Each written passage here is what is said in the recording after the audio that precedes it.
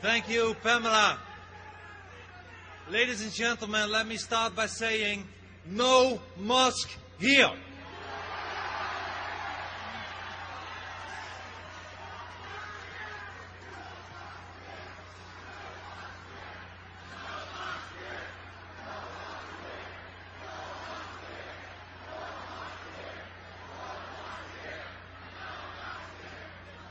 Exactly. May I ask you to be silent for 10 seconds? Just be silent and listen for 10 seconds.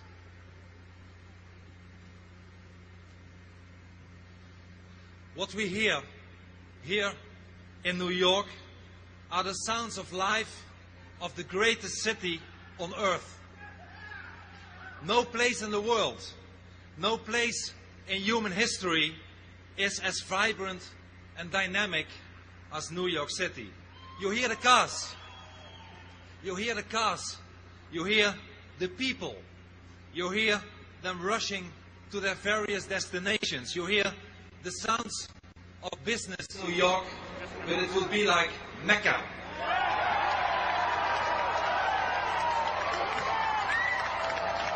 Mecca.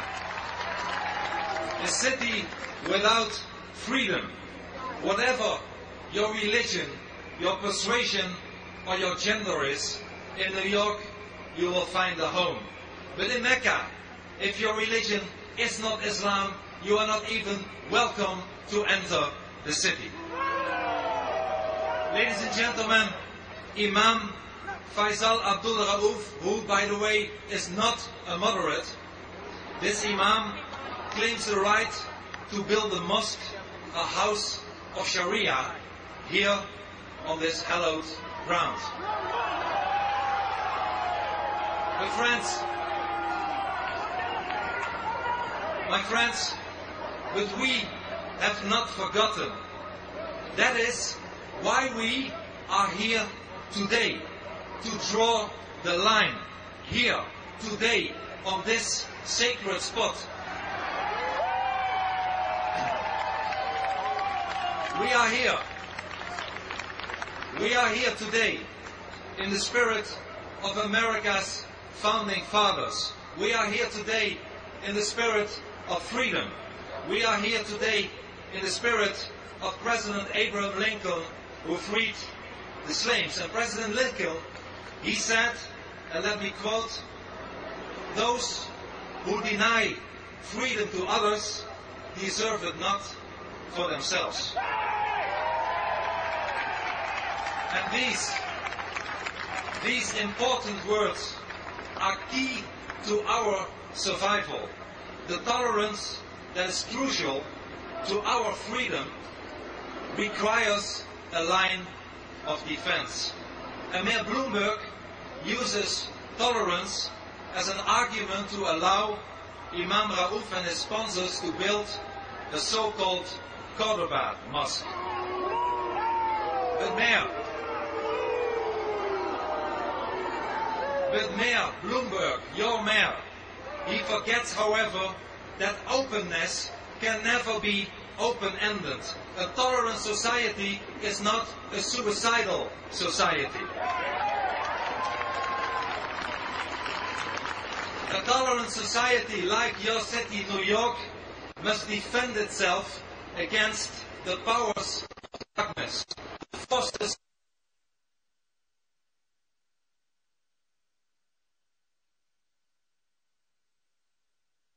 and survive. And this means that we must never give a free hand to those who want to subjugate us.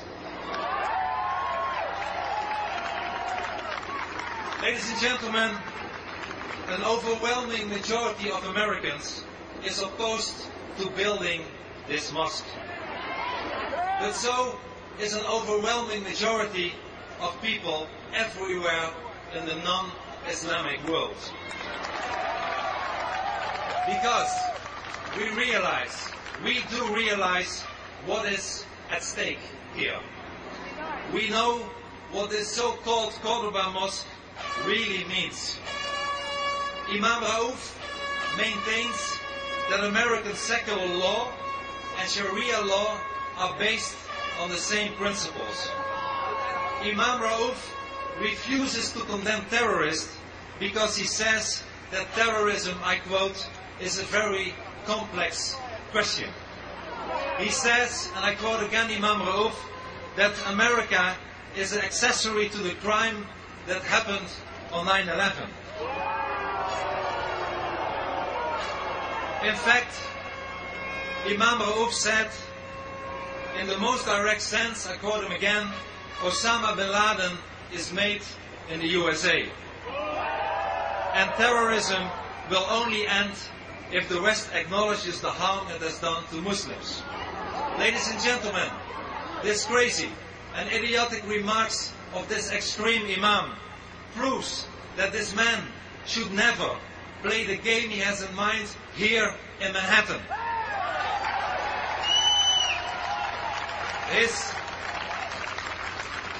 His blame the West, blame America message is an insult. Americans, and by extension, all of us, whose civilization was also attacked on 9/11/2001, are not to blame for what happened here 9 years ago. And Osama bin Laden is not made in the USA. And the West has never harmed Islam before Islam has harmed us all the time, centuries, over and over again. And that should stop. Most Americans do not want this so-called Cordoba Mosque to be built here because they understand that it's not only a provocation, but it's also a humiliation.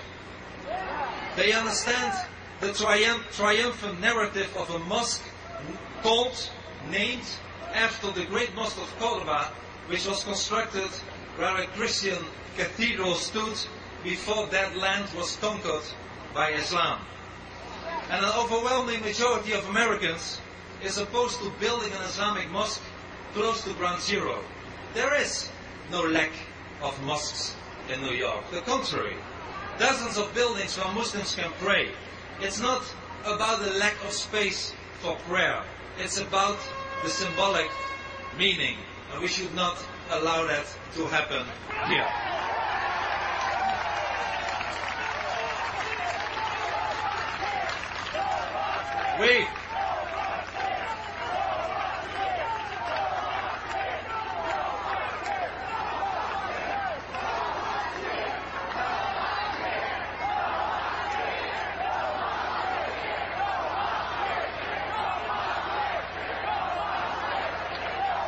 Indeed. No mosque here. Ladies and gentlemen, we who have come to speak here today object to this mosque project because its promoter and its wealthy sponsors have never ever suggested building a center to promote tolerance and interfaith understanding where it's really needed, in Saudi Arabia, in Mecca. Talking about reciprocity, in Saudi Arabia, in Mecca, it's impossible to enter, let alone build churches, synagogues, temples, or whatsoever.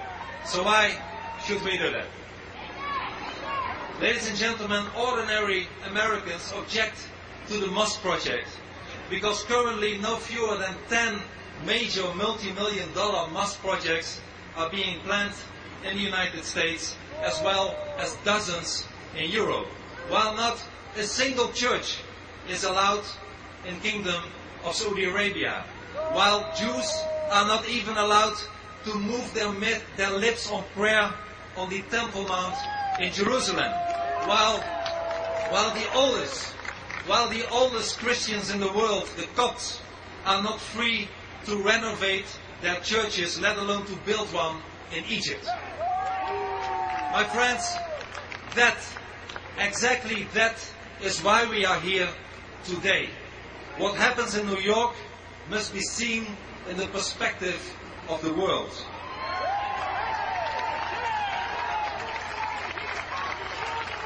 The events 9 years ago made an enormous impact everywhere. And most people, of course, shared your pain. But unfortunately, some did not. 9 years ago, when the news of the terrible atrocity in New York reached Europe, some Muslim youth danced in the streets. In a poll in my own country, 2/3 of the Muslim immigrants in the Netherlands expressed partial or full understanding for the 9/11 terrorists. So if a mosque would be built here on ground zero, such people would feel triumphant, and we should never, ever give them that feeling.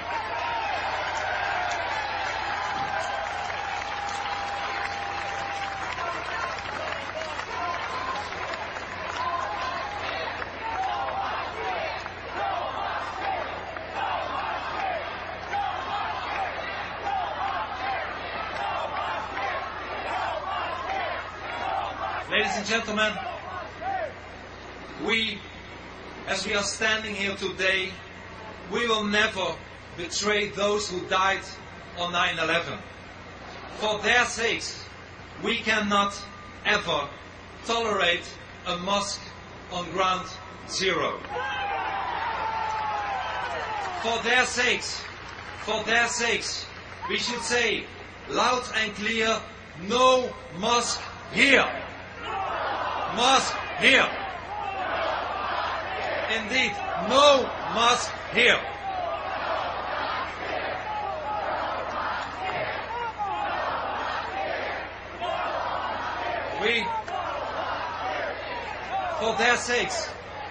For their sakes, we must draw the line so that New York, rooted in Dutch tolerance, will never become new Mecca.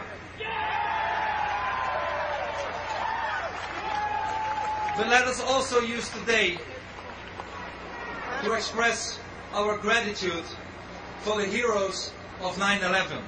Those who went down in that Pennsylvania field. Those who were standing Freedom's Watch at the Pentagon. And those who were here in New York 9 years ago to risk and lose their lives for the victims. They deserve our applause.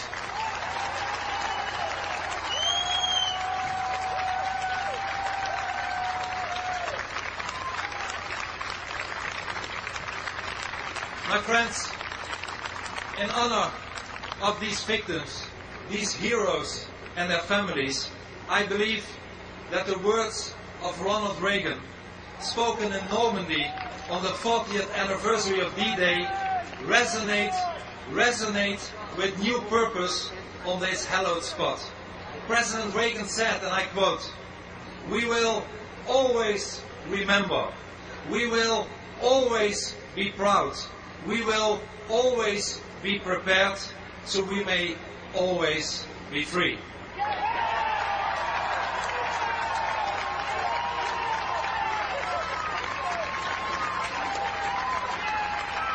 And we, as we are standing here, we too will always remember the victims of 9/11 and their loved ones who were left behind. We too will always be proud of the heroes. We will always defend liberty, democracy, and human dignity. And that's why I end with my last sentence. In the name of freedom, no mosque here. Thank you very much. Thank you.